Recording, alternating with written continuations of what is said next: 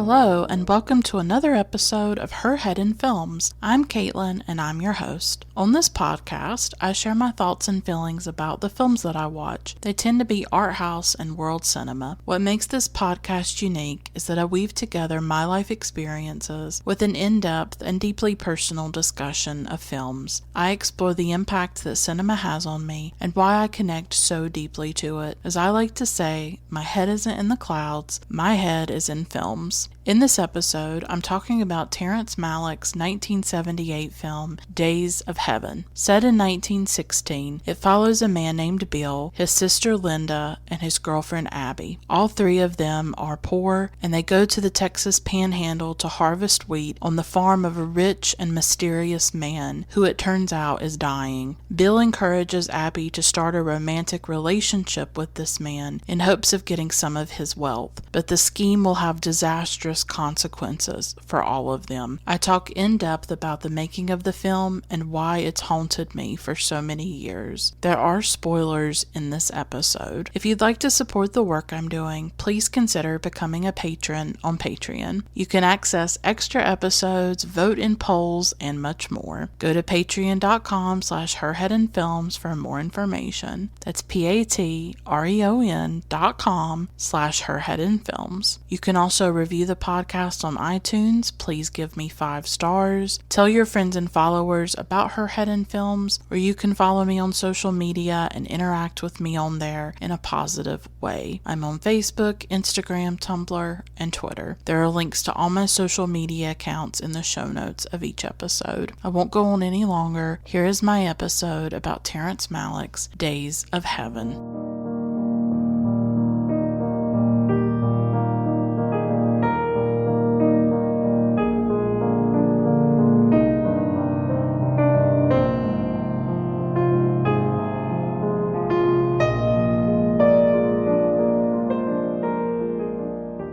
I first saw Days of Heaven quite a few years ago, and I think it's one of those films that it stays in your mind after you watch it. And sometimes it's not until later with a film that it hits you. I know that as I watched it that first time, I was enamored by it, and I thought it was beautiful, and of course I thought it was like a masterpiece.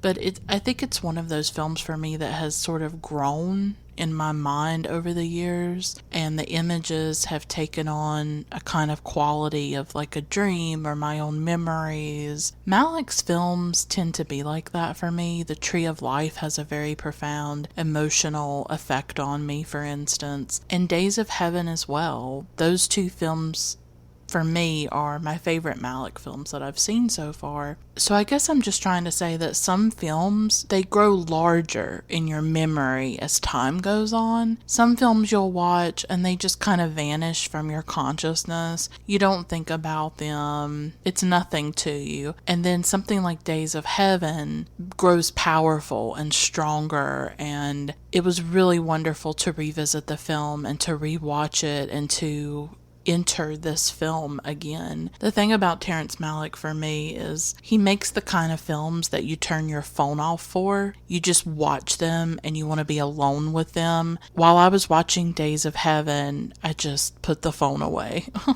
I didn't want to look at it. I did not want to be connected in that way. I only wanted to be connected to this film. I feel like his camera reaches into the world. I think he has a stunning vision of life and the world and time and history. His films are so diverse and different. He's covered everything from war to the New World with like Pocahontas to this film, Days of Heaven. He has such diverse subject matter in his films, and yet they are all connected through his vision and what he brings to each film. Sometimes as I research a film and I learn more about it and I learn more about the director, I just come to love it even more. Like as I get immersed and I really start digging in, I realize how much the film means to me, because if you don't care about a film and you're not interested in it, then when you're doing research, it's going to be more of a labor or a bore, or, oh gosh, I have to read about this film that I'm not really that into. With Malick's films, I find myself eagerly seeking out other people's writing about them and writing about him. Like, I want to hear people's views and opinions and thoughts about his work. Not necessarily the negative stuff. I know we don't all like the same directors, but it's powerful to come across people who get his films and who love them as much as I do and connect to them. I've by no means seen all of his work. I really haven't seen anything past The Tree of Life, and I know that those are some of his most contentious films at times. Some people like them, some people don't. Everything pre-Tree of Life seems to be more popular or more lauded at times. It just depends. I'm just trying to say that in the process of doing this episode and doing my research and preparing to talk about Days of Heaven, I actually realized that Malick was more important to me than I realized. I had not watched a Malick film in quite a few years. I just had not gone really deep into him and given his work the sustained attention that it deserves. The Tree of Life is a top 3 favorite film of mine, and in the process of researching that film, it got even more important for me, and I will have an episode about the Tree of Life available soon. So, I don't know, it's just been an interesting process to watch his work, to explore it, to be inside his vision, and to realize, oh, he's more important to me than I even realized. And it's just been really rewarding and enriching to learn about his work, and I'm going to continue that. I definitely want to, hopefully, eventually, see all of his films. He just has this vision that I love entering and exploring. He has a very poetic style of filmmaking, I think, and it seems cliche to say that. What does it mean for a film to be poetic? It seems like people always say that about certain films, but for me, with Days of Heaven, you know it when you see it, right? When it comes to poetic cinema. For me, with Days of Heaven, both image and voiceover have the quality of poetry. It's the images in tandem with what Linda Manns throughout the film is saying and the way she says it. There is definitely a primacy of image over dialogue, but I think they're interconnected in this film. The images are poetic, the voiceover sounds like poetry. Poetry often captures singular moments and then the poet compiles them together. For me, poetry is the compression of life. It's full of intensity because of its brevity. A poet is putting things in a few lines that some people, it takes them paragraphs to do. Or you think of haiku, everything that is poured into 3 lines, and how those lines will stay with you, and how they will say things that are a revelation, all in 3 lines. You create meaning often from poems. You create the meaning on your own. The meaning is not necessarily explicit. The poet is not necessarily explicit. There is a subtlety there and an ambiguity. The way that would translate to cinema for me would be putting in one image all these emotions or all these ideas just within a few images, like the way an actor is looking at another actor. Or you could say it in a million images in Days of Heaven, a close-up of Linda Manns' face, or the moment when Bill, played by Richard Gere, realizes that Abby is in love with the farmer, and he's talking to her about it and talking about how he didn't know how good he had it with her because he's the one that encouraged her to get with the farmer. And there's a look on Richard Gere's face and it says everything on his face. That's the brevity I'm talking about. Or if you think about the silhouettes during the fire with the locusts, seeing the silhouettes against the fire, seeing, for instance, the image of the house in the field of wheat, just that one house towering there in that ocean of wheat. That's a poetic image to me. It is one image and it just says so much. Plot is not necessarily the point, and not in this film. It's there much more than it is in some of Malick's later films. A coherent story is not necessarily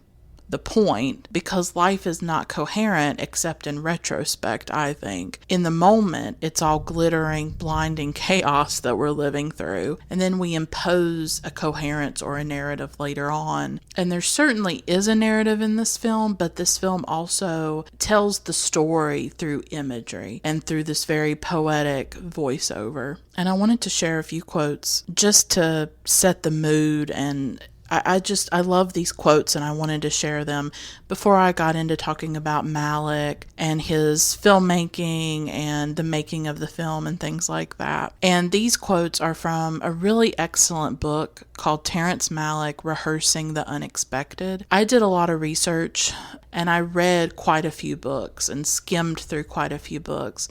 And this one, Rehearsing the Unexpected, was by far my favorite. It's not an academic approach to Malick's work. It's not even a critical approach. It's more of an oral history.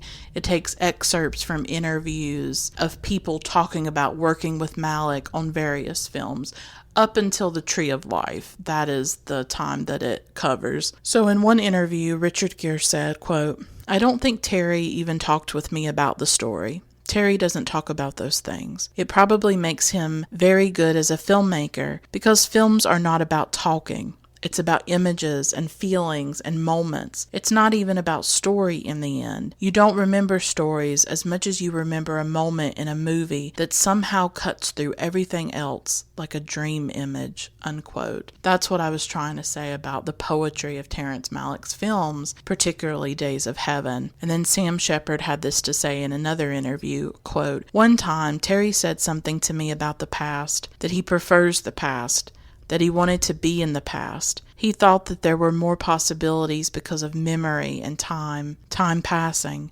It's about something recalled, something coming back, something that occurs in time. You don't get that chance so much in a contemporary film," unquote. Malick is very concerned with the past. Many of his films are set in the past, whether it's during the Second World War, or during the times of John Smith and Pocahontas, or in the 1910s like with Days of Heaven, or in 1950s Texas with The Tree of Life. He's always engaging with the past. He's interested in the past and its effect on us. And I wonder if that's another aspect of this film that's so powerful, is that it is set in the past. It's set in the 1910s. Even though it's set back then, it has some kind of timeless, universal quality to it as well. So I want to give a little bit of background about Terrence Malick, about the making of the film, and then I'll share with you my analysis of the film and what I feel about it, what I think about it. Terrence Malick is a notoriously private person. Few images or videos even exist of him. One of the few videos of him that does exist was actually caught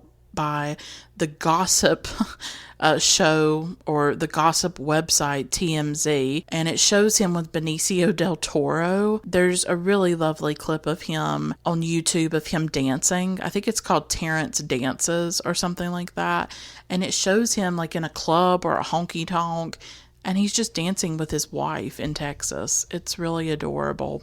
From what I can tell, people speak well of him, but because he is reclusive, or maybe he's not reclusive, I don't know if that's the right word to use, he's just not interested in doing interviews or being a public figure. And I think in this day and age, especially with social media and the cult of personality, so many directors are on social media, or not necessarily that, but they have no problem doing interviews. Most directors love talking about their work and talking about themselves, right? And somebody like Terrence Malick, who is heavily revered and admired, anybody would want to interview him, right? Like, he's not somebody that would be neglected or like nobody cares what he thinks. Many people would want to talk to him, would want to do films about him and write books about him and have him participate. But he's just, I don't think he's in love with himself in that way. I don't think he has a big ego in that way either. He just doesn't want to be a public person. He doesn't want to talk about his films. There are Criterion Collection editions of most of his films films, or many of them. There's one for The Tree of Life, The New World, The Thin Red Line, this one, Days of Heaven, and I used a lot of the resources from the Criterion Collection edition of Days of Heaven. I think they've released Badlands too. A lot of his films, he does not participate in those. He doesn't do a director's commentary. He doesn't do an interview. I dream of him doing director's commentaries. I think that would be amazing. He just prefers to let his work speak for him. And I think for a lot of people, the silence only deepens the mystery surrounding him. I don't mind that he's reclusive. I mean, what could he possibly say in words that would rival what he's put on the screen? The films are his voice, and I'm okay with that. He was born in 1943. He spent his childhood in Texas, where Days of Heaven is set, and also in Oklahoma. He had 2 brothers, one of which died by suicide. He didn't start out as a filmmaker. He actually went to Harvard as a philosophy major. He was a Rhodes Scholar. He taught at MIT and translated some of Martin Heidegger's work. All of this is according to a book called The Cinema of Terrence Malick, another book that I read. Malick did get into filmmaking when he attended a program at AFI, the American Film Institute, that was open to students who were not majoring in film, but were majoring in other subjects. That program was spearheaded by George Stevens Jr., the son of the director George Stevens. And from what I can tell, what I read, he was interested in the way people who don't have a film background would approach cinema and what they would create. So Malick was not necessarily a film buff or a cinephile. I think he obviously knew of art house film, knew of European film, and I'm sure he had somewhat of an interest in it. I mean, he had to have some kind of interest in film, right? But he just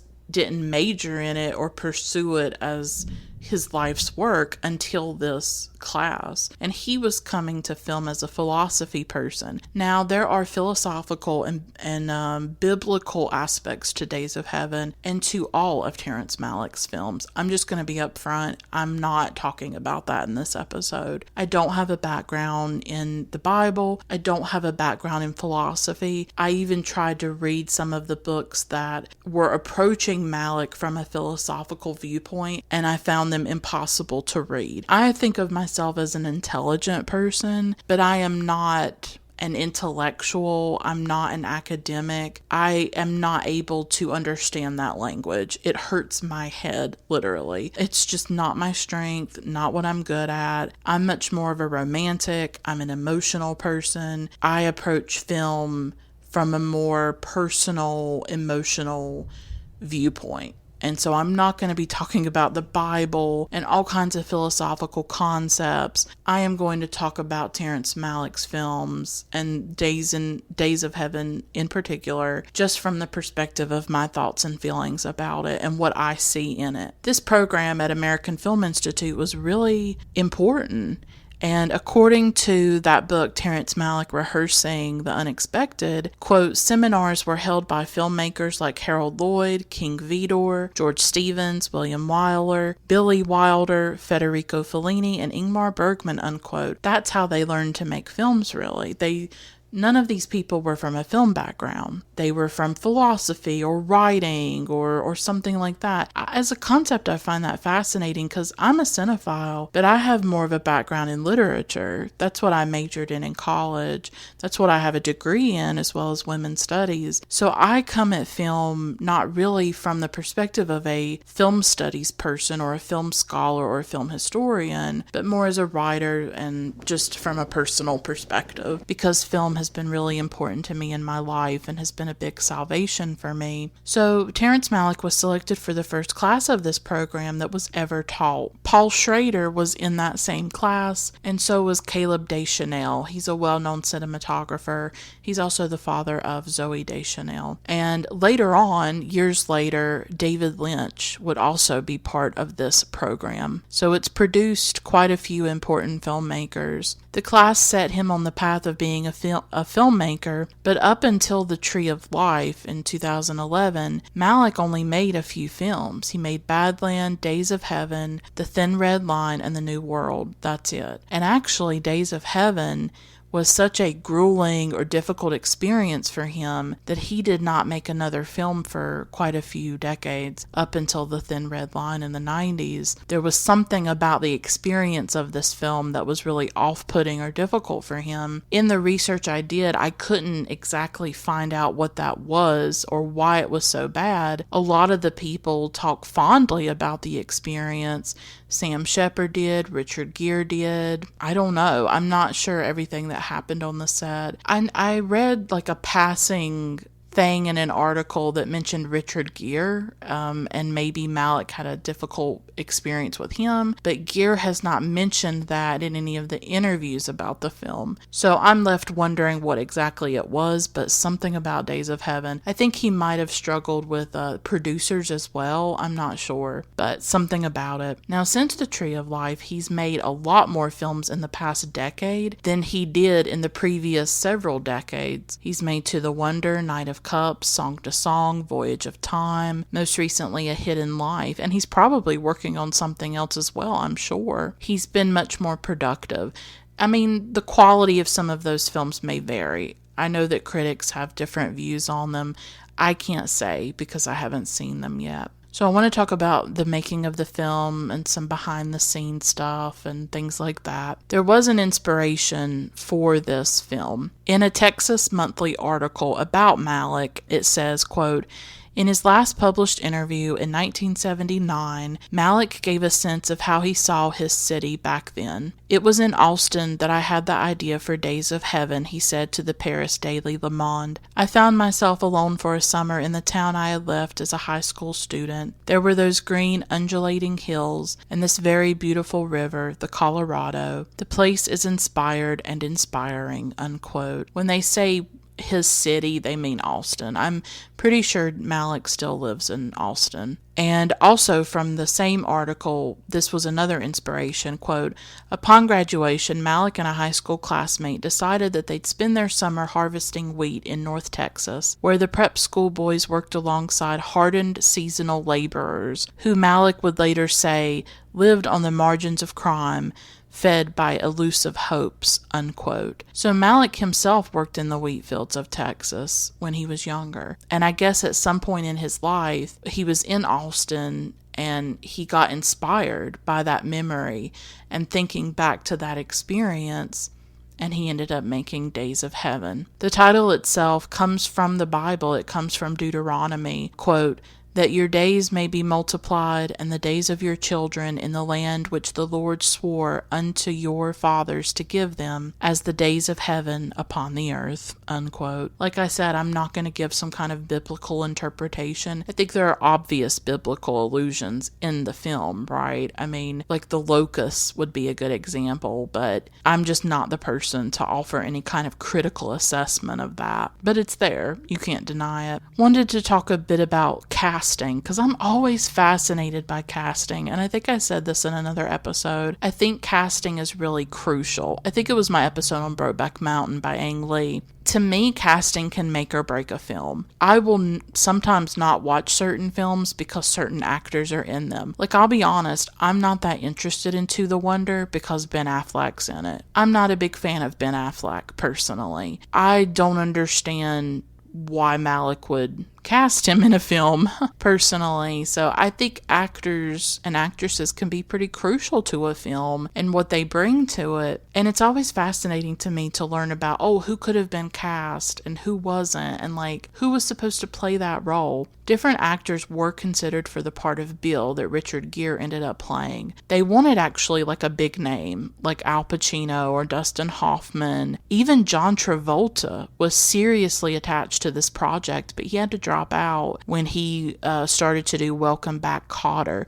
Can you imagine John Travolta in Days of Heaven? It would have been a totally different film. Not that Travolta can't do serious work. I remember seeing Brian De Palma's Blowout, and he's pretty good in that. It's just, I don't know. For me, Travolta, I guess I just always think of him like in Saturday Night Fever or something. I don't know, like I can't take him seriously at times. He was really good though in a film called The Civil Action or A Civil Action. That is a really good film. I've always wanted to revisit it. So Travolta has his moments, I'll be honest, but I can't imagine him in Days of Heaven. At the time, Richard Gere was active in theater in New York, so he was very active in the theater world, and he did plays. He had not done a lot of films. I think he had been in Looking for Mr. Goodbar. He was not known. He was not a big name at all. Days of Heaven really was his first starring role. It put him on the map. And then later, he would do American Gigolo with Paul Schrader, right? And Paul Schrader was part of that same class with Terrence Malick. I think that's kind of fascinating that really Paul Schrader and Terrence Malick are responsible for Richard Gere becoming the big star that he became. And I will be completely honest with you, I love Richard Gere. I think he is a dreamboat. I think he is one of the most gorgeous men on the face of the earth and who ever lived. I was swooning so hard while I watched Days of Heaven. I have such a major crush on young Richard Gere. He was like 28 when he did this film. Really, the film came out in 1978, but it was shot years earlier because it was in post-production for about 2 years. So really, he was even younger than 28. He was, in his mid-20s. My Lord, he is just gorgeous in this film. His face, I was drinking it in. I was drinking him in the whole time I was watching this. Took my breath away at times how gorgeous he was. I can't explain to you. Now, I have not seen American Gigolo, but I feel like I need to get on that ASAP and watch that. I love Richard Gere. He's a big one for me. And Paul Newman. Oh, Lord.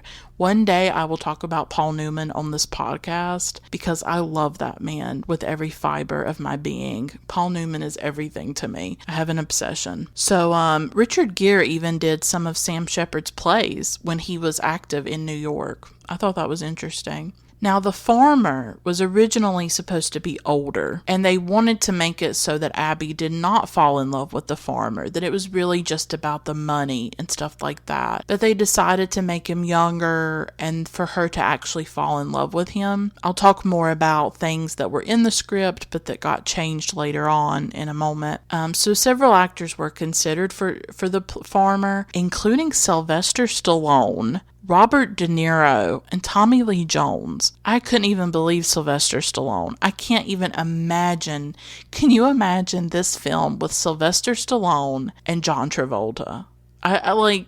It would not even be the same film. Sam Shepard wasn't even an actor. He was a writer and a playwright. He'd only been in one film called Ronaldo and Clara, apparently.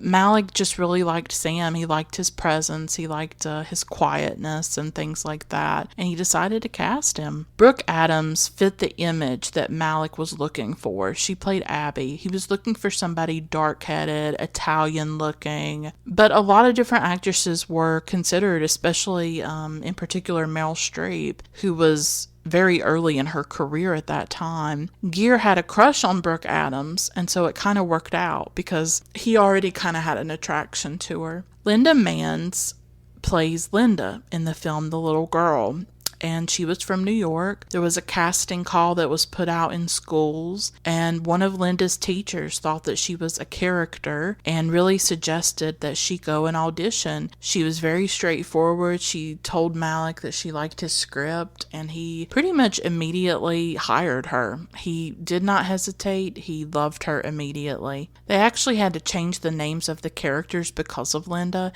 She could not remember the characters' names. She would just call them by their real names. She would call Richard Gere Richard, I guess. So what Malick did was that he changed the name to Abby and Bill, and then Charles was the name of the farmer, even though his name is never spoken in the film, and it would be ABC, Abby, Bill, Charles, so that Linda could remember the name. She could just remember ABC, and that would help her. So there were a lot of things that were originally in the script but got changed. Like I said, the farmer was supposed to be older, but they changed him young and made him younger so that it would be believable that Abby fell in love with him. In the original script, Linda was supposed to be Abby's sister, not Bill's. For some reason, they changed it to make her Bill's sister. The movie originally had a lot of dialogue in it, and the crew or the cast filmed scenes with actual dialogue. They had to remember that dialogue at the time, and then it was later all cut, and it became a much more impressionistic film, a film much more focused on imagery than dialogue from the characters. The voiceover was not in the original script. The actors were really surprised to hear it in the finished film. It was added in later, and some of it was improvised by Linda Manns. I couldn't figure out how much was improvised. Throughout my research, I didn't know, was she given a script? Was some of this just her talking in the moment? It seems to be a mixture of both. In one interview, Richard Gere said, quote, "I think the voiceover was something else. That was added on later. That was not in the original script, and I think she was directed a bit in that. Although I think there was still a lot of improvisation of her looking at the film and Terry saying, well, just talk to me. What do you see up there? Talk to me about Bill. Talk to me about, this situation and that situation." And she was such a kind of unique, eccentric, wild animal of a teenager that some extraordinary jewels came out of her, unquote. And also Billy Weber, who was the editor on the film, he tells a story about Linda when she does the voiceover about the apocalypse. He says, quote, "She was staying with my assistant's family for a few nights, and my assistant's wife would read to her own children from the Bible every night. And one night she read to them from the book of Revelations about the coming of the apocalypse. The next night, Linda was going to record her last night of voiceover at Terry's house, and she came over and told him that he had to listen to the story that Colleen, my assistant's wife, had told her the night before. And Terry said he really wasn't interested in it. He wanted her to do the voiceover that he had written, and she kept pushing and pushing until finally he said, okay, what was that she told you last night? And Linda told him the story of the coming of the apocalypse, which he recorded, and that's what's in the movie, her version of it." Unquote. And Sam Shepard made a neat observation that the narration by Linda Manns is kind of like music, that it's used in a musical way, and I definitely agree with that. So I think it's interesting how some of what she said was improvised, and then some of it was Malick writing it for her to read. Some of it was him just talking to her and getting her thoughts and opinions about things. So it's very interesting how all of that came together, and how really the voiceover was not there from the beginning. He just came up with that. I guess he was putting the film together and he was realizing it wasn't working, that there was too much being spoken. And I also remember in a Sam Shepard interview, he said something like Malick really wanted to make like a silent film.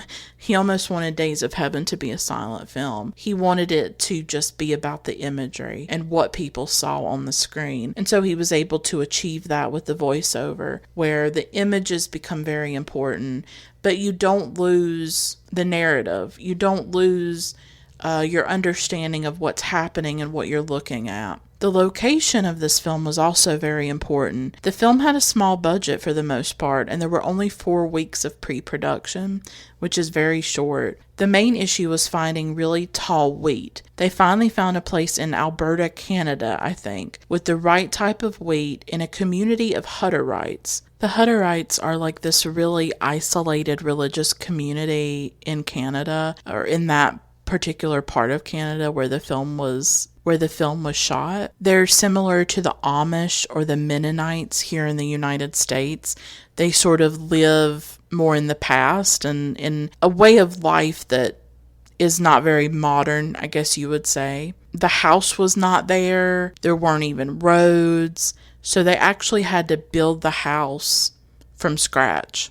So the house that you see in the film was actually built. To me, it's very interesting how the location of the film was kind of still in the past, the way that the film is set in the past. The cinematographer on the film, Nestor Almendros, I hope I'm saying that right. If I mispronounce it throughout this episode, I do apologize. Nestor Almendros, I'm trying. He said, quote, "The location the producers discovered in the south of Alberta was in an area belonging to the Hutterites, a religious sect that left Europe many years ago because of intolerance, and they really live in another age. As a community, they cultivate wide expanses of land where they grow a different kind of wheat, longer than today's strands. They make their own austere utensils and furniture. They have neither radio nor television. They eat natural food, which makes their faces different from ours. Some of these people took part in the film as extras. That whole area belongs to another epoch, and an hour's travel took us daily from the 20th to the 19th century. There is no doubt that the atmosphere peculiar to this place heightened the authenticity of the images in Days of Heaven, unquote. And now I want to talk about the cinematography in the film. The film used natural light for the most part, except for some of the interior scenes. Nestor Almendros was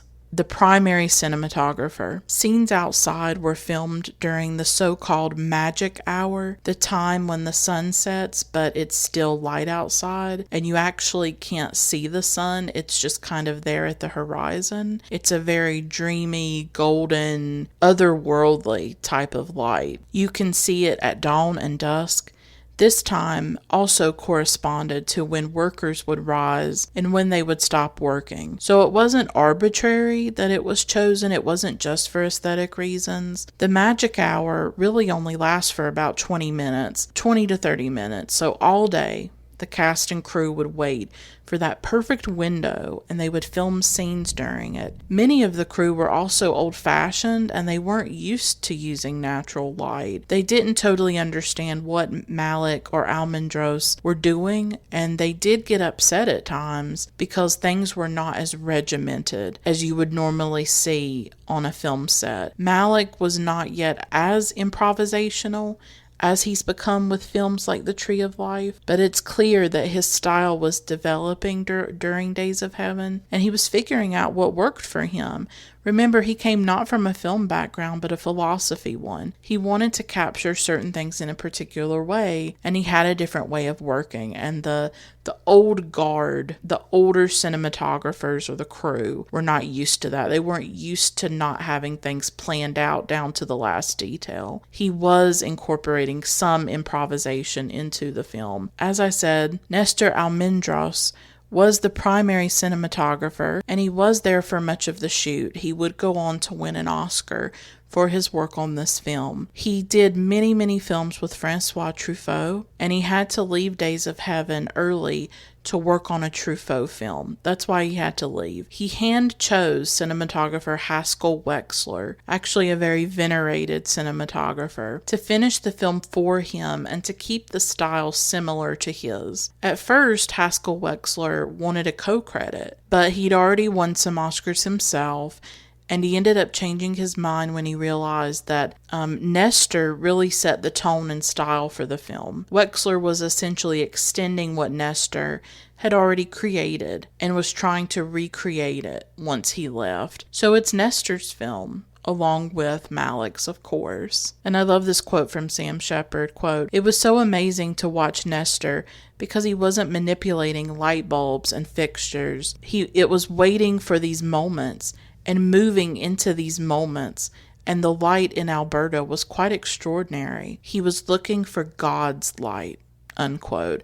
And I tell you, if I have come to appreciate anything more through my research on Terrence Malick's films, it is the art of cinematography. And I think in a way, cinematographers are our modern painters. They are our modern Vermeers and Rembrandts and our modern masters in a way.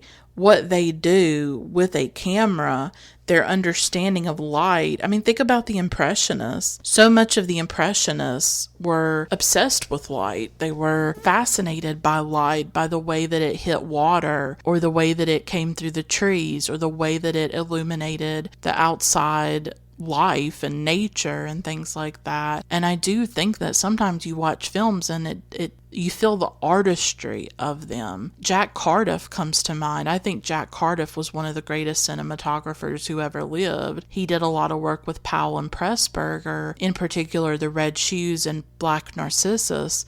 Like, those two films are paintings. I mean, they absolutely look like paintings. And his work on Pandora and The Flying Dutchman is breathtaking. I would say Nestor and the other cinematographers that Malick has worked with, they're artists. I think that they are artists, and I don't think that cinematography always gets the respect or the understanding that it deserves. I watched a documentary from 1992, I want to say, the early 90s, called Visions of Light, and there's an interview in there with Nestor, and they talk to other famous cinematographers, and that was really illuminating and interesting. I was just fascinated by the way that they use light, and I have a deeper appreciation for what cinematographers do because of my research into this film. And going forward, I'll probably pay more attention to who's the cinematographer on a film. It has that person worked on other films that I like. And we talk about directors and stuff, but sometimes you'll find a cinematographer and you'll realize, oh,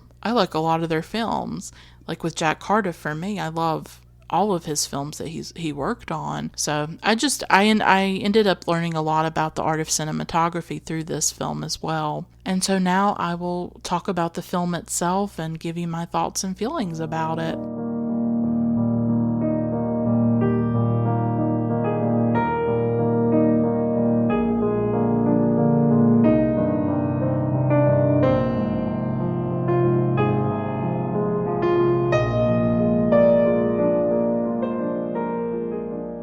Sometimes I worry that I do too much research about films, or maybe it's boring for me to talk about the making of and all that stuff. But for me, I do feel like it enriches my discussion of a film. And when I love a film, I want to know everything about it.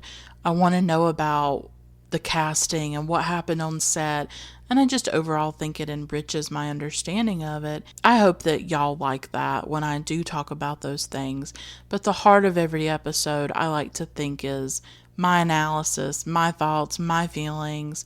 But I'm really glad I did that research because it does give me more to work with and more to think about. And there's so much that this film makes me think and feel, and I'm really excited to share it with all of y'all. And I just want to say, I don't bring it up a lot, but I hope during this pandemic, the COVID-19 pandemic, that all of you are staying safe and that you're doing well. I know this is an upsetting time. It's a scary time, especially here in the United States, since we have a high amount of people dying, and really the government response to it has been pretty horrific and appalling and terrible. I find that during this time, films have been even more of a salvation for me, and watching Terrence Malick's work during this time has been really helpful to me. Not only did I watch Days of Heaven and also The Tree of Life during this pandemic, I also watched them during a difficult anniversary, which was the 14th anniversary of my father's passing, and that's been a difficult time for me as well. But both of these films and Malick's other films that I plan on watching, because I did start A Hidden Life as well, and I really like that as well. Just exploring Malick's work, learning about him, reading about him, it's been a really good distraction, I guess you could say. It's been a comfort to enter these worlds that he's created for us. I'm glad I chose these films, and I'm glad I chose Days of Heaven to explore during this time. I really feel like if you've not watched a lot of Terrence Malick, this would be the time to do it. If you're looking for films that are substantial, that are an experience, that are immersive, that are really about the big questions and the essential subjects of life, I think he is your director. I think there's a gravity to his work and a depth to his work that you don't find in a ton of directors, but at the same time, he's accessible. I find him accessible, especially something like Days of Heaven. I think a lot of people would like this film, and it just has a beauty about it. So I just wanted to say that I hope all of you are doing okay during the pandemic. I have tried my best to continue to do episodes during the pandemic because I like to think that maybe they help people or they are a comfort to those of you who are listening. And if they are, I'm very proud of that, and I'm glad that my voice or my discussion of a film can be helpful to you or just enhance your life for an hour or two, right? Although all of my episodes are 2 hours now, I'm sorry. I have a lot to say. I apologize. I really do. But they have to be the length they have to be. So, Days of Heaven is set in 1916. And what I'm going to do is I'm going to go through the film talking about different things. It's going to be pretty chronological for the most part. But I'm also going to talk about certain themes as well. I really wanted to talk about the first half of the film. For me, the film is set into two parts, really, the way I view it. And the first part is Bill and Abby and Linda during the harvest in Texas, where they're working the land, working the fields. And the second part is their life with the farmer. So to me, it's set into two parts for me. And I think the first part, the harvest, is the stronger part and the most compelling part for me. That is the part I think that is the most beautiful and is almost close to a silent film in a way. In the second part, we get more into the love triangle. We get more into the human drama of lying to the farmer and the murder, and it gets a little bit more dramatic, I guess you could say, or melodramatic. Whereas the first part is very meditative almost, and the imagery is just stunning, and something about that first part really takes me over and stays with me, and I feel it sort of swirling inside me, swirling in my dreams. So the film is set in 1916. It begins in the steel mills of Chicago. Richard Gere is Bill, Brooke Adams is Abby, Linda Manz is Linda, and later on Sam Shepard plays the farmer. Now, when this film begins, it begins with the title cards that are photos. They're old black and white photos, and many of them are by Lewis Hine. And I realized recently about this film that the things about it that haunt me the most are the things right from the beginning of the film. Those black and white photographs, the music, and Linda Manz's voice. Those are the things about this film that stay with me beyond just the imagery in the fields, the wheat fields in particular, when you see the people in them and you see the golden hour or the magic hour. I have Casey Musgraves on the brain. Can you tell? Golden Hour. I love that album, by the way. Please listen to it. So those are the things that just percolate in me and stay with me and haunt me. And it's like right there from the beginning. Right from the beginning. These Lewis Hine photos, they evoke that period. They capture working class people and they capture the poverty. I remember in school seeing Lewis Hine's photographs of child laborers, child workers, and how haunting they were to me. And it was children living in the cities mainly at the beginning or at the turn of the 20th century. Often these were immigrant children. They were both boys and girls, and they were just always so shocking to me when I saw them, of like this idea that children used to work in factories and their faces were smeared with dirt, and sometimes they weren't wearing shoes, and they were young but they looked old. They were young but they looked haunted. And I see that like in Linda Manz's character. I see that even in Brooke Adams, who's like in her 20s. People who have worked hard and who have been worn down by life because of the hard work that they've had to do, how their bodies have kind of been used up and demolished in some ways, how their youth has been taken and their lives have been taken in some ways. They were kids who didn't get to be kids. Linda doesn't really get to be a child. She's already grown up. And it's in her voice. It's in the way that she sees the world. She's seen a lot for her age. And I think that's the shocking thing about Linda's voiceover, is that she's a child, or she's a teenager, I guess, and yet she talks like an adult. She has the wisdom or the insight of an adult, of someone well beyond her years. She sounds older than she is, really. I think these photos that open the film are also a reminder of how difficult life was at that time, and it immediately situates us in the world of the film, in the strife and the plight of workers like Richard Gere and Brooke Adams. It explains later on why he wants her to get with the farmer, why he wants them to have a more comfortable life, because they are living in very dire poverty. According to Rehearsing the Unexpected, the beginning of the film also includes images by H. Bennett, Francis Benjamin Johnston, Chansonetta Emmons, William Naughtman, and Edie Baskin, who photographed Linda Manns in period style. That's what the book says. So I thought that was interesting. So it's not just Lewis Hines' photographs. When I remembered the film, I thought it was just Lewis Hine completely. It was just his photos, but it's actually several photographers who were working at that time period, and then a contemporary photographer for Linda Manns. And there's that haunting black and white photo of her as the title cards end and the film begins. And also at the beginning of the film is the music, and the music has haunted me. When I first watched Days of Heaven quite a few years ago, as I told you, I had never heard this music. I had never heard this song before. I listened to some classical music. I'll be honest, Terrence Malick is educating me about classical music. I don't listen to a lot of it on my own. I do listen to modern classical composers like Dustin O'Halloran or Max Richter, people like that. Some of them have names I can't pronounce, so I'm not going to try. Johan Johansson was a big one for me. He does films as well, and he recently died like within the last few years. That was really heartbreaking. I listen to a lot of film composers like Alexander Desplat and just different people. Of course, when I have to list them out, I can't remember their names, but I listen to a lot of them. So I'm not as well versed on classical music, only when I come across it in films usually. And so this song at the beginning of the film is by Camille Saint-Saëns. It's a French name. I was terrified of pronouncing it. Camille Saint-Saëns. I hope I did it justice. And it's the Aquarium from a suite or a series he did called The Carnival of the Animals. And it is unlike anything I had ever heard before. The first time I heard this, I was like, what is this? This is what?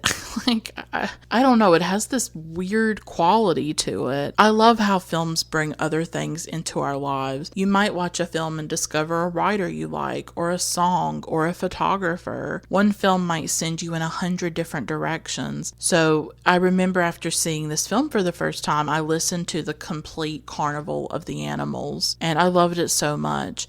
Aquarium in particular has this otherworldly sound to it. It's almost spooky. To me, it had like an eerie spookiness. Like, I can't explain it. And other people may feel differently about it, but it like gave me chills. It had a spooky quality to it. And I just wanted to share more information about this composition because I'm fascinated by it. There's this chapter in the book, The Cinema of Terrence Malick. The chapter is called Listening to the Aquarium, the Symbolic Use of Music in Days of Heaven. And they write, quote, "The Aquarium was composed in 1886 as part of Saint-Saëns' orchestral suite, The Carnival of Animals, a collection of short pieces designed to portray zoological scenes. It's different from the majority of his compositions, primarily classic in style and concentrating on form and craftsmanship rather than expression. His favorite orchestral genres were the symphony and concerto. The Carnival of Animals, however, can best be described as a series of character pieces, a form made popular by 19th century Romantic composers such as Schumann and Chopin. These were short descriptive pieces designed to express a certain mood or portray a particular scene. The aquarium, for example, is supposed to convey the image of life within an aquarium as it floats slowly along. It accomplishes this through long, melodic lines that gently rise and fall in a wave-like pattern and with slowly changing harmonies that convey a languid, relaxed feel. Most of the rhythmic principles of the melody are appropriately long and of consistent values, although quick, arpeggiated figures are played over these by the pianos, suggesting reflections of light upon the water's surface. The work's unusual orchestration for two pianos, celesta, and chamber orchestra gives the piece an exotic sound and is suggestive of an aquatic world." Unquote. I just think it's so interesting that it's included in the film. I don't know why though, because the wheat fields are not aquatic. right? Like, there's actually nothing watery about this film at all, except for the ending when Bill is killed by the police and his body is floating in the water. And there's this amazing scene of Richard Gere's face in the water. He actually did that in a fish tank, I think. I think he put his face in a water tank or a fish tank of some kind to create that scene. So I don't know, maybe that's why it's strange, is because it has an aquatic quality to it, a liquidy kind of thing to it, a watery sound, and yet there's not a lot of water in the film. I listened to that music for years after I saw the film, and I still listen to it. So it's, I think, a good example of the way other parts of a film can really come into your life. So now, every time I hear The Aquarium by that composer, I think of Days of Heaven. I think of Linda Manns. I think of those black and white photos by Lewis Hine. It's like all of these things get interconnected in my mind, and I think about them. So a big part of this film is Linda. She is so central to this film for me. I can't even imagine the film without her. Linda Manns. Her presence, her voice, her contributions to the film. And I did a little bit of research about her because I was fascinated by her. I couldn't find a lot. She only had 2 leading roles in her career in 2 films. First was Days of Heaven. Another one was called Out of the Blue by Dennis Hopper. And it's recently been restored, partly thanks to the effort of Chloe Sevigny. She has been part of like the Kickstarter. Lots of different people have been part of it. She's not the only one. But there has been a really big push to get Out of the Blue restored. It looks like a really good film. I would love to be able to see it eventually. After Out of the Blue, Linda Manns pretty much retired from acting. She's only sporadically acted since then. She's led a quiet life. She's had her children and a husband. Her last film was The Game in 1997. I guess she just wasn't interested in it, even though she did such a great job in this film. And I really feel like she's an unconventional female character too. Like, we don't often see girls portrayed this way in a film. She just has this wonderful, authentic quality to her. Her accent, it's sort of rough around the edges. She has this New York accent. It's very real. You know, it's like a real girl talking on the screen and being on the screen. It doesn't really feel like she's acting necessarily. She has this completely natural presence, and you just feel like you're seeing a young girl, a real young girl, and hearing her voice and hearing her thoughts.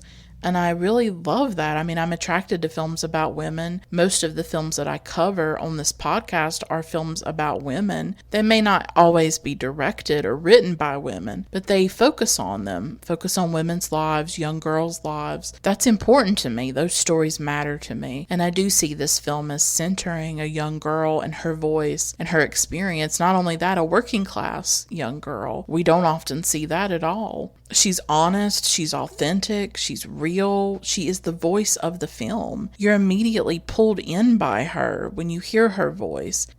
At times she's saying things a girl would say, a young girl would say, or a child, I guess. She's speaking from a place of truth, and maybe she's the only one who even understands truth. Unlike the adults around her who lie and betray, there's a purity about her. And the film begins with that line, me and my brother. Me and my brother. I love that. Quote, we used to roam the streets.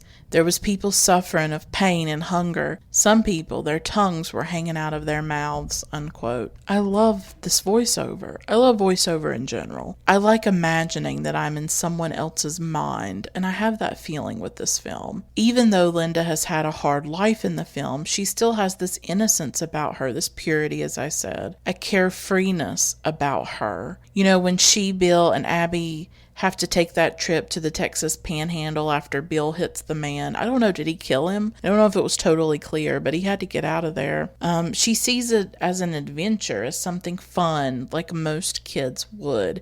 She's very resilient. She kind of just goes with the flow of things. Like, things are always shifting and changing for Linda. One minute they're in Chicago, the next they're in the Texas Panhandle. One minute they're sleeping outside, it's cold, she's hungry. And then the next minute she's got great clothes on and she's living a life of luxury with the farmer. And then just as quickly as she has it, it's taken away. And she ends up at the girls' home by the end of the film. But then she runs away from the girl's home, and you don't know what happens to her, but you have this feeling that no matter what does happen, like Linda's gonna make it. Linda's gonna be okay. She is resilient. She's gonna persevere. She's gonna survive because she has this great instinct, and that she has survived so much already, losing her brother and then losing Abby, essentially. You know, Abby drops her off, and she's alone in the world. It's sad, actually, with the ending, because at the beginning of the film she has her brother, she has Abby, she has some kind of connection and love and family, and then by the end of the film she's completely alone. And Abby's alone too once she gets on the train and leaves, and right on the cusp of the First World War too. So there is something sad about that ending. I mean, I might talk about it more later, but I just wanted to bring it up now. There's just something timeless about the character of Linda. She's smart and she's strong and she's insightful with her voiceover, and she really gets to the heart of things when she's describing them, describing the suffering of other people. And there's other quotes that I'll share throughout my analysis. So Linda is really central to this film, and I just wanted to acknowledge that. And throughout this episode I'll talk more about her, but I just wanted to pinpoint some things, like right at the beginning, me and my brother, and she's so central. Like that voice, as soon as I heard it, I saw the Lewis Hine photographs, I heard the aquarium music, and then I heard Linda Manz's voice, and I was just completely immersed, completely pulled in, and I was ready to experience this film and watch this story and be in it. And it's brilliant.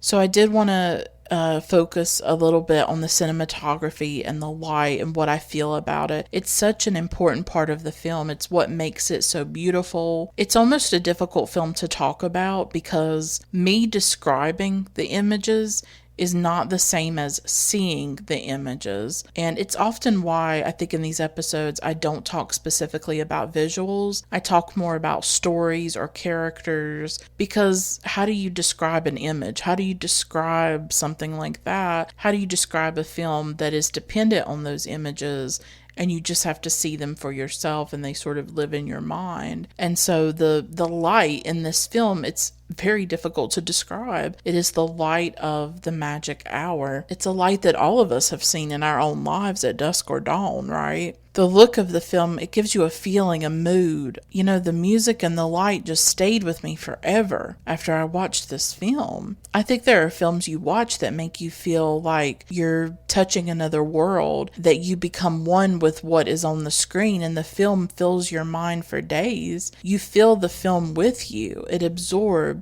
every part of you. That is a masterpiece. That's how I would define one, or why I would call something a masterpiece.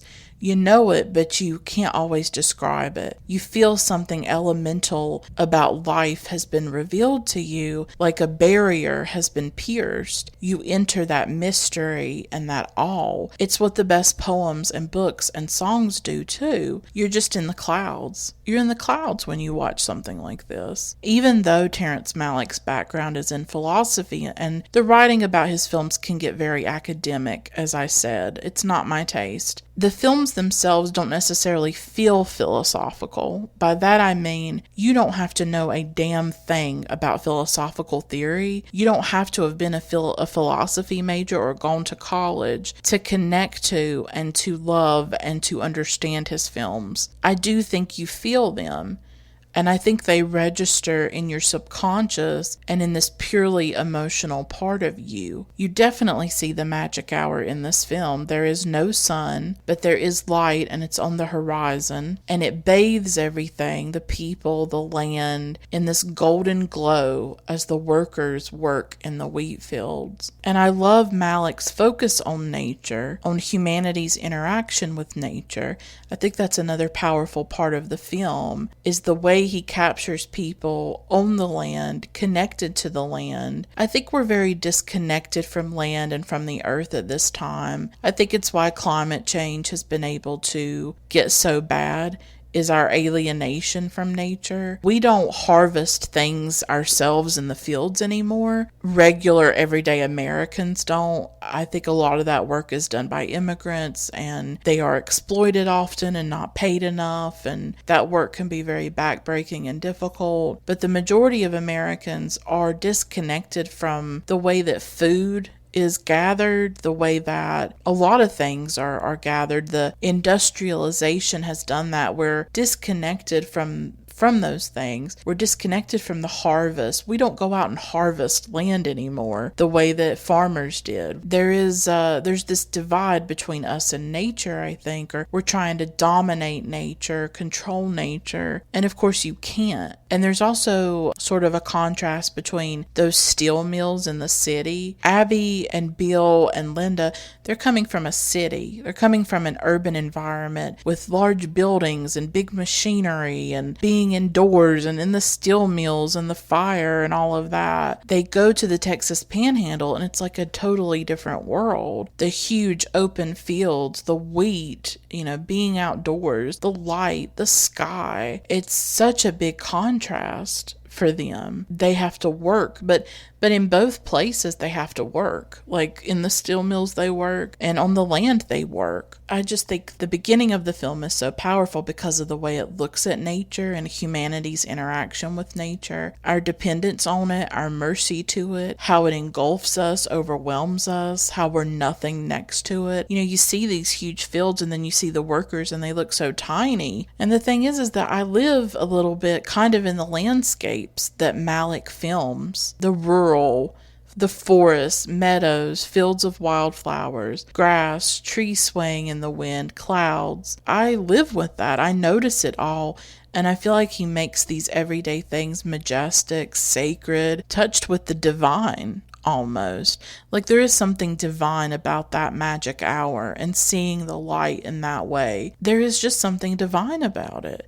And he captured that on film. The way he shows nature in all of his films, the Tree of Life in particular, it's like I do feel connected to the land because I come from a rural background. Like I live in the rural South. I grew up in a town in North Carolina. I grew up with trees and forests and meadows and, I grew up with all that. Played outside a lot growing up. And so I've always felt a very deep connection to nature. And so nature is a big part of this film as well, and that field and then that one house in the middle of it. So I do want to talk about the beginning of the film and the time of the harvest, and then I think I'll transition into the second half of the film as well. So as I said, Bill gets in trouble at the steel mill when he hits a man, and he has to run away. So he, Abby, and Linda decide to go harvest wheat in the Texas Panhandle. And you see the precarious nature of their lives. Suddenly, they're uprooted. But of course, they didn't have much to begin with. It's not like they have a lot of things to sell or get rid of, or a lot of things to take with them. They are ready to leave. They don't have a lot of material possessions. They don't have a lot of connections. They just leave.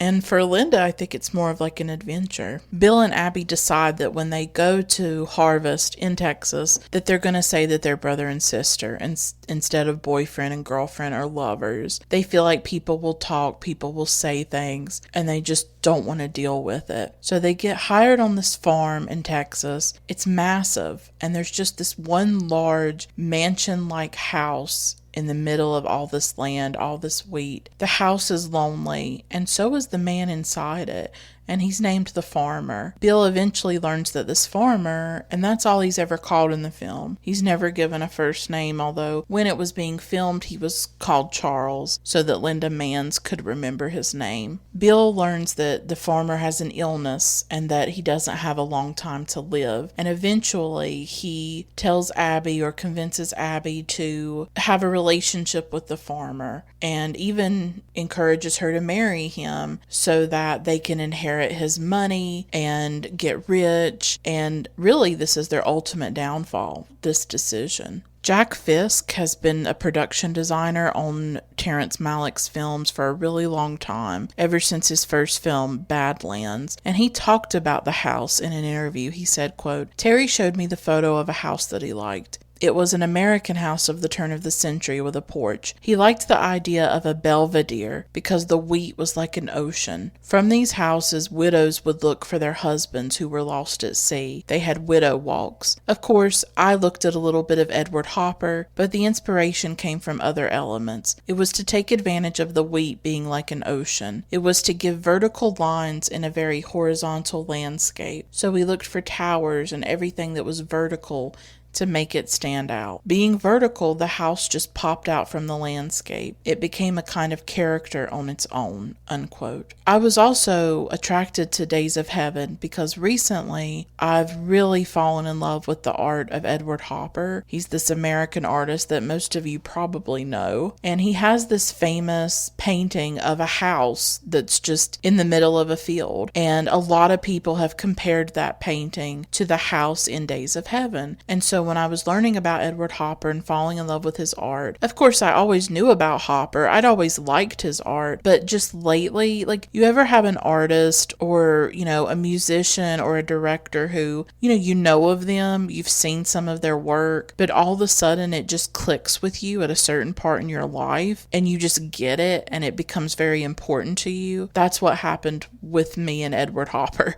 where I just got obsessed. Like, I have a book of his art. I bought a few poetry books of poems that were inspired by his art. I've just been reading things about him, and he's a very fascinating person, but his art is really compelling to me. The loneliness of it, people who are solitary in a lot of these interiors, and the way he used light in his art is very compelling. Like, I'm not going to go all into it and go on a tangent about it, but he just captured the loneliness, I think, that is at the heart of the American experience, where we're so disconnected and detached. We're very lonely in this country, and we're very individualistic and separated into our own little worlds. And I think you see that with this pandemic, where it's very hard to get collective action. It's hard to get people to care about other people and about other people's well-being and other people's health. And it is a big problem in this country, the inability to care about others, because we're so separated and disconnected. And so I feel like Hopper's artwork captured some of that loneliness of the American experience that is with us still. When I was going through Hopper's art, I came across this video online that was talking about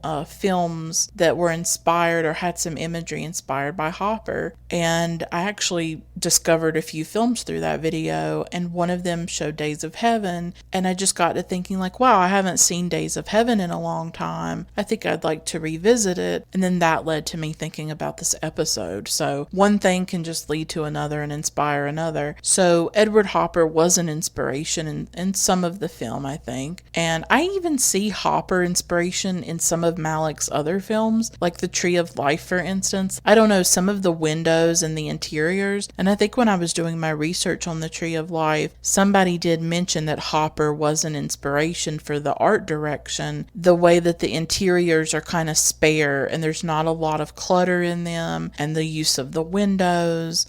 And Hopper had a few paintings where it's just empty rooms. It's just light coming in through a window. And light is always central to Hopper. And so I see that in Malick's work too, his interest in light. Nestor, in an interview, mentioned that there were other artistic inspirations for Days of Heaven, including Andrew Wyeth, and also Vermeer. The way the light came through the windows and the interiors, that was inspired by Vermeer. And Vermeer is one of my favorite painters of all time. I absolutely love Vermeer. Andrew Wyeth, I've wanted to learn more about. I don't know as much about him, but his painting Christina's World has always been very evocative to me, but I don't know a lot about him. I haven't learned a lot about him. I just feel like so many of the pastoral scenes in this film, the nature scenes, the fields, look like paintings. I mean, they really could be paintings. As they're working on the farm, the farmer sees Abby, and he starts to get very interested in her. And at one point, Linda's voiceover says, I guess she's imagining the farmer and what he thinks of Abby. And she says that he doesn't know what it was about her. Maybe it was the way the wind blew through her hair. Like, I love that part of the voiceover. That's what, when I talk about the voiceover being like poetry almost, that's what I mean. Is like those little details of, well, maybe he loved the way the wind blew through her hair. That could be a line from a poem for sure. I was really compelled by the way that Terrence Malick focused on the workers in this film, the way he focused on the working class, on migrants. It reminds me a little bit of an Agnes Varda film that I've covered called The Gleaners and I, where she looked at people who, after a harvest, they would come in and collect the food that was left on the ground. They were gleaners. They would glean that food. Her film looked at art that depicted gleaners, and then she talked to modern day gleaners. The film came out around 2000, and that film showed people stooping in fields, doing the work of gleaning. So it's not exactly the same because it's very different to harvest and then to glean, but the imagery was kind of similar to me. And at times in the film, they are stooping over as they're working the field. They're having to pick up the wheat and the big masses of wheat that have been cut. And so it just kind of reminded me of those images of the gleaners and the work that the body does, right? The work that the working class do. I'm interested in that. I'm interested in workers and laborers and their lives. I think this film gives dignity to their lives. It's not a political film, but it does focus on the working classes and the downtrodden, those struggling to survive in America in the early 20th century. Linda is their voice for a lot of this film. It's a historical film, but the people on screen are living and breathing. They're not encased in glass and far away from us. They feel like they are flesh and blood. Like, how many times do you see a historical film and it focuses on the rich? It focuses on beautiful people with beautiful dresses and beautiful houses. This is a historical film that focuses on workers, on people who have grime on their face and have dirty clothes. So the past is not idealized. It's not made into this perfect world or something. Like, there's struggle and strife and difficulty and all of that. The land is beautiful. The nature is beautiful, but we see the workers' exhaustion. There's like a scene where Abby seems to be kind of struggling and Bill helps her up at one time while they're working in the field. So it really shows the exhaustion as well. And Abby definitely starts to get worn down by the work that they have to do. And at one point, Abby, she talks to the farmer. They start to talk and he asks her where she's from and where she's going. She says they go all over, and then she says, "You think I like it?" Like, she says it really bluntly to him. You think I like it? Like, you think I like living like this? You think that I like getting on trains and going everywhere and never having a settled life? You know, that's what's implied there. You know, she's young. She's in her 20s, but there's an oldness about her. And it's the same with Linda. It's this weariness, this resignation to the pain and hardship of life. Bill's face is beautiful. Richard Gere is beautiful and young. But the women in the film, they're already weary and worn down. There's already just this exhaustion. Like, sometimes Brooke Adams' face, the way she conveyed it in her face and her eyes of just like this weariness and this exhaustion with life. One of the more heartbreaking things is when she has this big tear in one of her sleeves, and it just speaks to the deterioration of her life and the desperation of her life and the poverty. She doesn't even have money for a new dress or something like that. She has nothing. No security, no life of her own, no real freedom, for you cannot be free when you are owned by the rich and controlled by them. I think a lot of this film is also about money and power, about the haves and the have-nots. It's not a political film. I don't think Malick is trying to send a message or anything, but it is clear that the farmer has so much and he has power over these people. The bosses in the fields have power over them. There's a time when they threaten to fire Bill. I don't know, I think he talks back, or they're not picking enough or something like that, and they threaten to fire them. They quiet down because they don't want to lose their job. You feel the powerlessness of these people. They are there, they have to be there in order to survive. They don't necessarily want to be doing this work. That's still happening today. People are still going through that. They're still owned by the rich. They're still under the boot of the rich. I mean, just during this pandemic, the rich have gotten even richer, while people are having to go in line to food banks and struggle to feed their family, and there's no respite, there's no help for them. It's just a terrible time, really. And in Linda's voiceover, she talks about some of their work. She talks about how from the time the sun came up to the time it went down, they were working nonstop. Quote, "They don't need you. They can always get somebody else," unquote. The workers have no choices or power. They're at the mercy of the bosses on the farm and of the farmer himself. They're disposable. They're expendable. Their lives don't matter. And I found myself wondering what has changed. No, there's not child labor anymore, and there are more workplace protections, and things are not exactly the same as 1916. But that class struggle, that divide between the rich and the poor, the haves and the have-nots, all of that is still with us, and it's still embedded in the American experience. And once the farmer starts to fall in love with Abby, Bill encourages her to have a relationship with him because he knows that they can use that to their advantage. On the one hand, it's terrible what they're doing.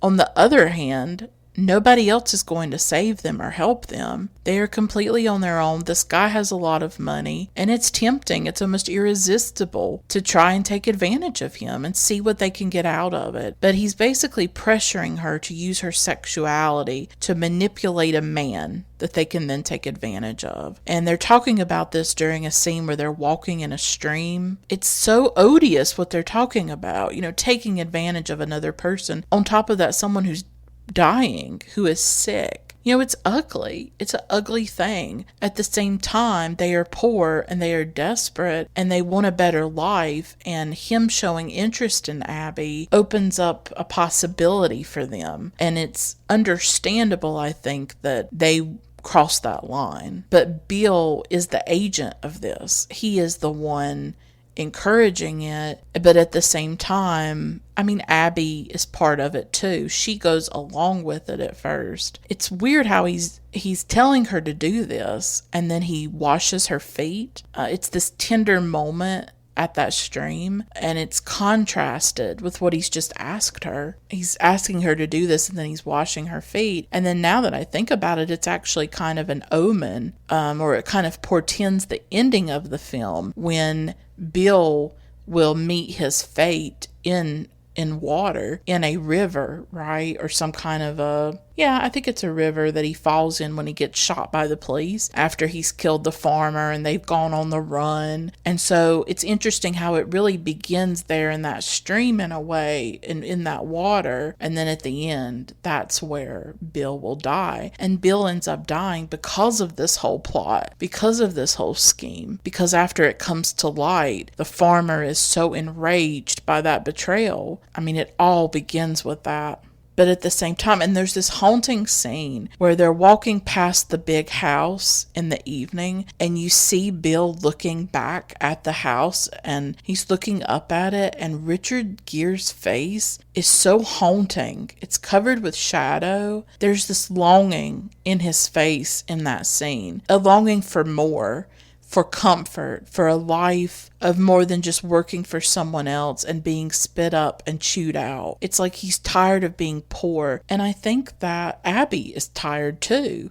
They're both tired, and that's why they put this into motion. But it will be their undoing. They are putting something into motion that they cannot reverse, and they cannot take it back. That's the tragedy of the film. And then we go into the second half of the film, which is life with the farmer. I guess you could argue there's maybe 3 parts of this film. There's the harvest part, the life with the farmer, and then after they have to flee and go on the run and Bill is killed. So I guess you could argue that, but for me it's like 2 parts. And so the harvest ends, and Abby and the farmer have a relationship. He wants her to stay, and he lets Bill and Linda stay too, since he thinks that they're all siblings. I think he thinks Linda's her sister too. And in the original script, Linda was supposed to be her sister. And what follows is a period of their lives that is both dangerous and beautiful. It's dangerous because they're lying to the farmer. Bill is Abby's lover. He's not her brother, and she continues to see him even after she ends up marrying the farmer. But it's also the first time in their lives when they have material comfort and financial security. They used to wear ragged clothes. Now their clothes are beautiful. They used to work long hours in the field. Now they live in luxury and they don't have to do anything. It's the first time when they're not working themselves to death and they can actually live. They can actually experience life and not just survive it. But this life will come at a cost, and they won't know it until it's too late. And as a viewer, there's a part of you that's happy to see these characters with new clothes on and a taste of the good life. Why shouldn't they have that? You understand why they wanted it,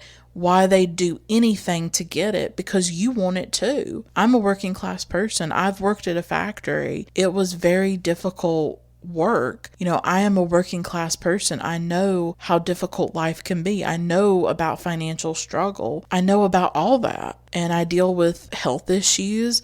I deal with both mental and physical health issues. I am someone who does live on the margins, who does live a precarious existence. I definitely see myself in Bill and Abby, even though my life is not exactly the same as them. I know what, working at a factory does to you, and the way it numbs you and numbs your mind, and how old you feel. I mean, I worked at a factory right after high school. I graduated high school in 2007, and then I went to work at a factory in 2008 for a few months, and it was right before the recession started. And then when the recession came, I lost my job. It was grueling work. It was really difficult. I worked as a sewer in a factory. My father had died a few years before. My mom and I were struggling without him, and we were living in poverty and struggling to pay bills. That's why I went and got this job. That's why I did it. I didn't go to college the way other people my age do. I went and worked at this factory, and I felt like I did age. I mean, honestly, when I think about it, losing my dad when I was 16, and I talk a lot about it on the podcast, and,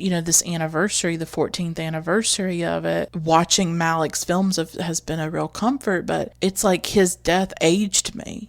Like, I know what it feels like to feel old, to feel like you're not really young. Like, I don't feel youthful. I'm 30. I don't feel youthful. I don't feel like other people probably feel at this age. Like, their lives are ahead of them and hopeful and full of energy and vitality. And I have never felt like that, at least not since he died when I was 16. Like, I've never felt young or youthful or carefree or any of those things. I have felt much more like Linda or Abby, that just weariness and that exhaustion and that resignation, and like, that's more of what I have felt. Is just that struggle of like, well, here's another day for me to survive. You don't often see that in films. So I understand. I guess what I'm saying is, like, I understand that desire for more. I understand that desire for a comfortable life. Like, there's things I want. There's so many things I want, and I can't have them. And we all want things. Bill especially wants more. He doesn't see what he has, what he had with Abby and Linda. He admits that near the end. And I got to thinking, I do think there's a time of Eden for these characters, a time of paradise, but I couldn't decide which part was the paradise for them. Was the part with the farmer the paradise, when they had nice clothes? Or was the part when they were all three just together before the farmer? Was that paradise? Because once they meet the farmer and they lie to him, and that lie comes out, that's kind of the fall. That's the loss of innocence in a way for all of them, but especially for Linda. But I got to thinking, like, which was the paradise? Which was the Eden time, the Edenic time? I don't know. Maybe it was just when all three of them were together on the train going to the panhandle, or maybe it was the time when they were with the farmer. Bill didn't see how good he had it, even though they were struggling. But it's better than being dead, right? I mean, by the end of the film, Bill is dead. And all of that is set into motion by lying to the farmer. He's dead. Abby goes her way. Linda's at the girls' home. They're separated. At least at the beginning, even though they were poor, even though they were struggling and they were having to go through all that, at least they were together. They were a family. There was a wholeness there that they have now lost. There's a really stunning scene where one day Linda asks Abby why she's doing this. I guess she means staying and leading the farmer on. I guess Linda sort of has figured out that she knows Abby and Bill are together, right? She knows that they're lovers, and so she knows that she must understand that Abby is using the farmer for the material comfort. Abby says that when she was Linda's age, she was all alone in the world. She used to work all day wrapping cigars. She never saw the daylight, and she was always inside. So she was basically like a child laborer. She says compared to that, it's not so bad. So again, I like how this film centers the women in their stories. It's actually one of Malick's few films to do this. His later films have pretty much focused on men. The women in Days of Heaven are relatable and they feel real to me. They're not idealized versions of women the way somebody like the mother in the Tree of Life is. These are women who are rough around the edges. They're struggling, they're surviving, they're getting by as best they can. You know, Abby is an interesting character. She does end up marrying the farmer, but she genuinely falls in love with him. The love triangle is interesting. At first, she did marry him for the material comfort and the money, but she ends up having feelings for him. And I think Abby feels guilt about what she's doing. She feels bad. Bill really doesn't for much of the film. And I think that's what tears them apart eventually. I think she feels used. I think that he is using her as an instrument to get wealth and what he wants. She's not really a person to him. She's just a means to an end. He's using her perhaps like other men in the past have used her. I don't think she realizes that at first, maybe, or maybe it's later that she realizes that. Bill says he hates what's happening. He hates the way the farmer looks at her. If he hates it so much, why doesn't he stop her? Why doesn't he tell her to stop? I think in a way both of these men don't really see her as human. To Bill, she's a way to access a better life. To the farmer, I think she's kind of a fantasy, someone to save him. But she's not perfect either, and she's living a lie when she first marries the farmer. She is taking advantage of him.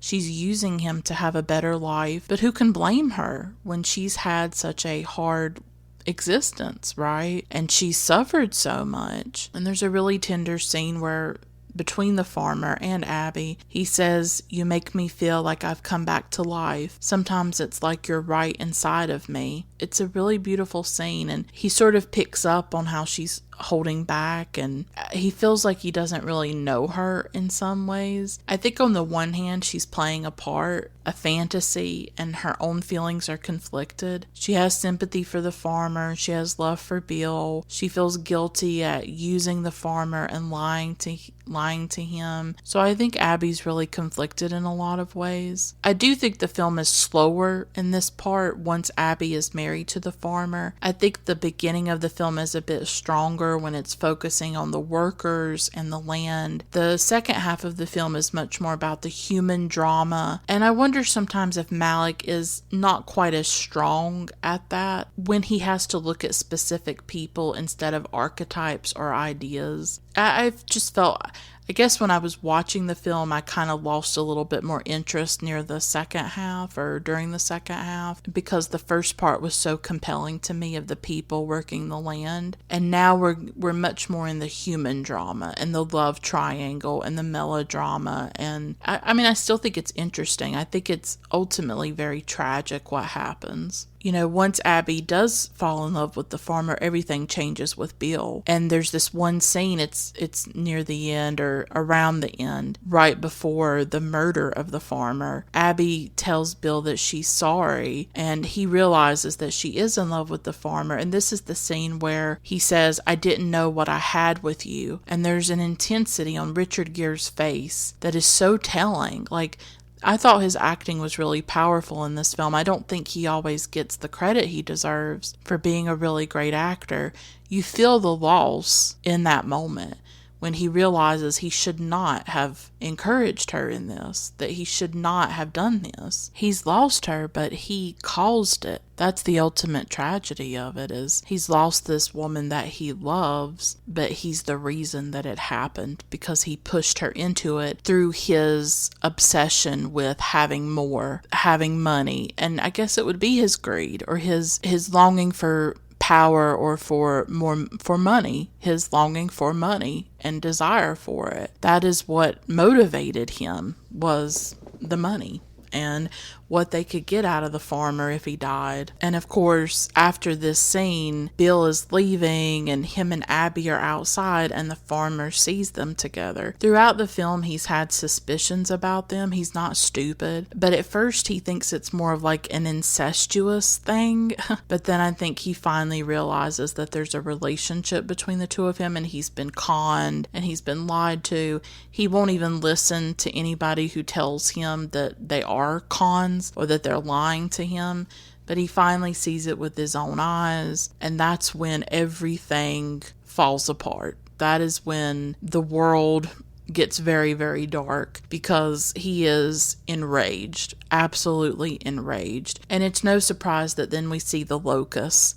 And it's very biblical, and they're everywhere. They come into the fields, and it's like a plague. And it's almost like the reason that they come is because of this betrayal and this terrible lie. They're almost like this manifestation of that, right? Of this terrible act. And they captured the atmosphere of dread and all of that, I think. And they have this stunning locust scene where everybody goes out at night with the lanterns, and they catch the locusts and they put him in this large bonfire. In a way, it's like the farmer has lost his innocence. He was kind of an innocent character in a way. He seemed very naive. He seemed kind of unsophisticated about the ways of the world. Again, I see the rural-urban divide there, where people in cities are seen as harsher and like more street smart and things like that. And then somebody like the farmer in his rural world, he's separated from that. He's separated from the harshness of the city. He seems more innocent or something like that, and they come and sort of corrupt him and corrupt that innocence. He's been made a fool of, and you can feel his rage, the anger. I mean, there's this one scene where you can see his face in the lantern light, and he looks demonic. Like Bill tries to talk to him. Sam Shepard looked demonic in some of those scenes, and he throws the lantern down, and it starts to cause this huge fire. It's like a manifestation of what he's feeling inside. He tells them to let it burn. He wants to burn the world down because he's been betrayed. So the film, it also engages with these very primal emotions: greed, lust, jealousy, betrayal, sex. I mean, there is no sex scenes in it, but the sexual attraction between these people, it just all comes to the surface. And at one point you can see Abby and Bill are silhouetted against the raging fire, and it's a fire they helped create. It's what they put into motion by lying to the farmer, and it's now out of control. It's now out of their hands. At one point the farmer points a gun at Abby and ties her to the post of the house. I was like, what the hell? That's not okay. It was like a very abusive moment, and I think it shows that there was something hiding in him the whole time. He seemed like this nice and good guy, but this very dark side of him emerges. Was it wrong for Abby and Bill to lie? Of course, but you don't go around pointing guns at women and tying them up because of your hurt feelings. To me, his reaction was very extreme and over the top. He just lost it. Absolutely lost it. And then he takes that gun and he's threatening Bill. And then Bill stabs him with the screwdriver right in the heart. Once again, the three of them are on the run. Very interesting how violence is part of their lives. Bill attacks the man at the steel mill and they have to go to the Texas panhandle. Then he kills the farmer and the three of them have to run off again. And now he's a fugitive. But I guess he was kind of a fugitive the whole time. And Linda says, no one is perfect. You just have half devil and half angel in you. That's a very memorable thing that she says in the film. Throughout the film, she has all these different lines, half devil, half angel. She has these ways of really getting to the heart of what's happening on the screen and what's happening internally with the characters and what they are feeling. And that's just another strength of the film. I mean, I could have quoted so many things that she said, right? Sometimes it's hard with these episodes, like, to choose what to use, what not. Like, you can't say everything that was in the film, right? Something that was sad to me was how much Abby blamed herself for everything, because Linda tells us that in the voiceover, that Abby blamed herself. She's going to try to live a better life and make up for what she's done. She really blamed herself for everything. I mean, she was part of it, but she wasn't the whole thing. I'm sure she feels like, oh, I should have not gone along with what Bill wanted me to do. Of course, she has to take responsibility for the role that she played, but he was equally to blame as well. Both of them were to blame. And eventually they have the shootout and Bill is shot in the water. Abby and Linda basically witness that, or they see his dead body in the water. It's a very heartbreaking scene when you think about everything they've been through, and it ends that way. The farmer is murdered, Bill is murdered, and these two women have to somehow pick up the pieces of their lives and keep going. Abby drops Linda off at a girls' home or a girls' school, I guess. And then she boards this train that seems to be taking American soldiers into World War II. And I thought that was an interesting way to include that historical context in the film. Like, would Bill have been drafted? If things had gone a different way, would she have been waving goodbye to Bill as he was sent off to World War I? You don't know. You don't know what would have happened. And you don't know what happens to Abby either. She's on that train and then she's gone. I think it would be really interesting, if somebody wrote what is it called? Is it fan fiction? I've never done anything like this, but it would be so interesting to imagine Abby's life. That's why I love films like this.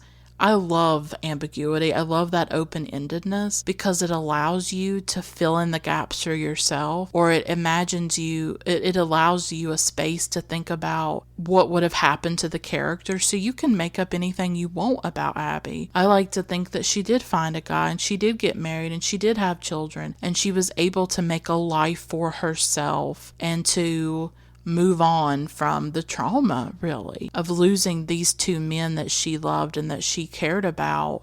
But then her life could have gone a different way. She's very alone in the world. She could have continued to struggle on her own. She could have got into some bad things, and you don't know what could have happened. And then we see Linda sneaking out of that girls' school or that girls' home with another girl that she's met, so she kind of has a pal and a friend now. They're going to go meet a boy or something, and he never shows up. And so the two of them are just walking together down these train tracks as the film ends. And that's just how it ends. And you just imagine well, what's going to happen to Linda?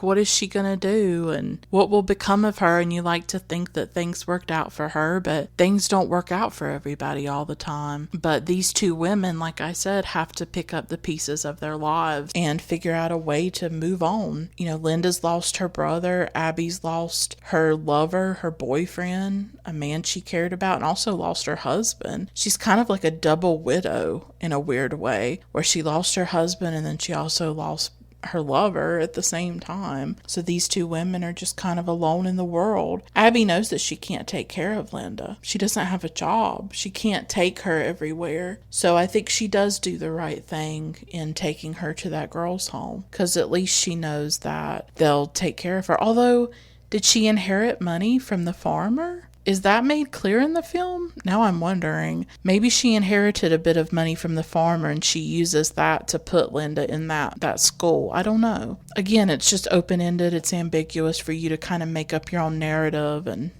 think about what happened to these women. Such a beautiful film. I hope that you liked my thoughts about it. It's one of those films. It's definitely one of my favorites by Malick. I think it holds up. I'm just in love with it. I can't believe it's 40 years old now. Just a stunning, beautiful film. And I'm really glad Malick gave us more films. He didn't stop with Days of Heaven, even though it took him quite a few decades to get going again. So I'll stop here.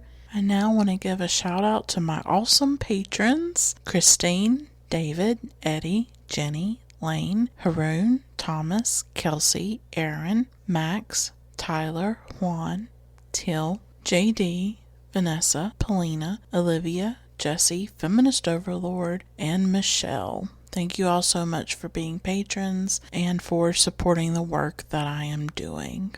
Thanks so much for listening. Until next time, keep watching great films. Bye for now.